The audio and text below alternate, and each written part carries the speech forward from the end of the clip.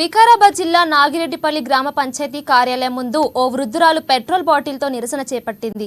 అదే గ్రామానికి చెందిన వృద్ధురాలు పద్మమ్మకు చెందిన భూమిలో ఇంటి నిర్మాణం కోసం గ్రామ కార్యదర్శి పర్మిషన్ ఇవ్వడం లేదంటూ నిరసనకు దిగింది. గత 3 నెలల నుంచి గ్రామ కార్యదర్శి ఇంటి నిర్మాణం కోసం పర్మిషన్ ఇవ్వకుండా ఇబ్బంది పెడుతున్నారని ఆమె వాపోయింది. విషయం పోలీసులకు తెలియడంతో వృద్ధురాలిని ఆరా తీయగా తన పెద్ద కుమారుడైన రాములు గౌడ్ ఇంటి పర్మిషన్ ఇవ్వకుండా అడ్డుపడుతున్నాడని పద్మమ్మ ఆరోపిస్తుంది.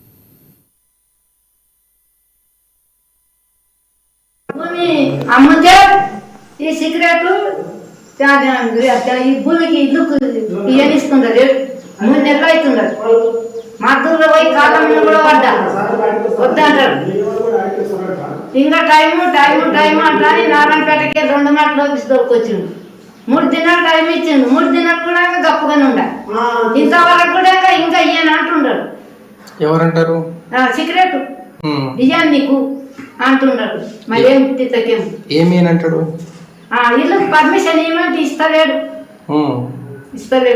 జాలి ఎవరిదో ఏమో ఎట్లనేమో అయిపోయి ప్లేస్ ఎవరిది? నాది. నా పేరు మీద ఉండదు. చూసుకోండి మీకు అనుమానం ఉంటే కూడా. నీకు ఇల్లు కట్టుకోవడానికి పర్మిషన్ ఇస్తలేదు. నువ్వు దరఖాస్తు పెట్టుకొని ఎన్నాళ్ళు అవుతుంది? 3 నెలలు అవుతుంది. అయిపోతా నాకు తిరగబట్టి 3 నెలలు అయితే కూడా ఈ పొద్దు రేపు నారాయణపేటకెళ్ళి 3 మాటలు ఆఫీస్ దొరకరాబట్టి ఆ అమ్మకేమాట అని చెప్పి 4 దినాలు టైం ఇయ్యమ్మ.